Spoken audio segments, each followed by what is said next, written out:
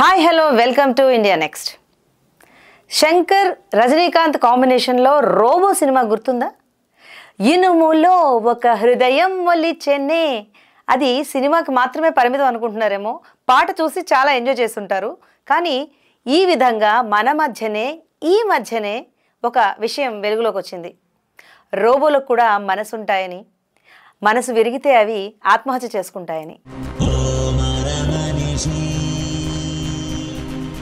కథలోకి వెళ్తే చెట్లలో ప్రాణం ఉందని, అవి కూడా సుఖదుఖాలను అనుభవించి ఆనందాన్ని బాధను వ్యక్తం చేస్తాయని వృక్ష శాస్త్రవేత్త జగదీష్ చంద్రబోస్ ఎప్పుడో కనుక్కున్నారు.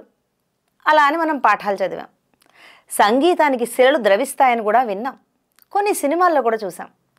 మనమే అంటే మనుషులం మన శ్రమను తగ్గించుకోవడానికి మోడర్న్ టెక్నాలజీ ద్వారా రోబోలు ఎలా పనిచేస్తాయో కూడా తెలుసుకుంటున్నాం. రజనీకాంత్ సినిమా ద్వారా రోబోలకు మనసు ఉందని, ప్రేమకు స్పందిస్తాయని ఒక కల్పిత పాత్రను చూసి చాలా ఆనందించాం, సూపర్ హిట్ చేసేసాం.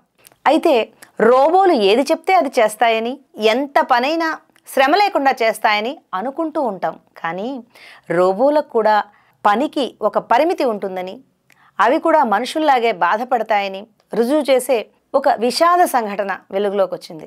దక్షిణ కొరియాలో గుమి సిటీ కౌన్సిల్ కారిడార్, అక్కడ జూన్ 26న ఒక కీలకమైన ఉద్యోగ బాధ్యతల కోసం వినియోగించిన ఒక రోబో ఆత్మహత్య సంచలనం సృష్టిస్తోంది. పని ఒత్తిడిని తట్టుకోలేక, అంటే స్ట్రెస్, మనకుండే స్ట్రెస్ని తట్టుకోలేక, తన బాధను చెప్పుకోలేక, ఒకవేళ చెప్పుకుందామన్నా కూడా తనకంటూ మనలాగా ఎలాంటి యూనియన్లు లేక రోబో ఒకటి ఆత్మహత్య చేసుకుందట. నమ్ముతారా? నిజమండి. గుమి సిటీ కౌన్సిల్లో 2 అంతస్తుల మధ్య మెట్ల దగ్గర కూలబడిపోయి అవశేషంగా మారిపోయిన రోబో ఆ నగరాన్నే కాదు, సాంకేతిక విజ్ఞాన ప్రపంచాన్ని కూడా దిగ్భ్రాంతికి గురిచేసింది. ఈ సంఘటన సాంకేతిక ప్రగతి పరిమితులపై ప్రశ్నలను లేవనెత్తింది. మనం సృష్టించిన మరమనుషుల పట్ల లోపించిన మానవీయ కోణాన్ని ఎత్తి చూపించింది. ఆత్మహత్య చేసుకున్న ఈ సూపర్వైజర్ రోబో ఒక సామాన్యమైన యంత్రం అనుకుంటున్నారేమో, కాదండి. కాలిఫోర్నియాలోని బేర్ రోబోటిక్స్ దీనిని తయారు చేసింది. మోస్ట్ అడ్వాన్స్ రోబోస్ని తయారు చేయడంలో ఈ బేర్ రోబోటిక్స్ చాలా ఫేమస్.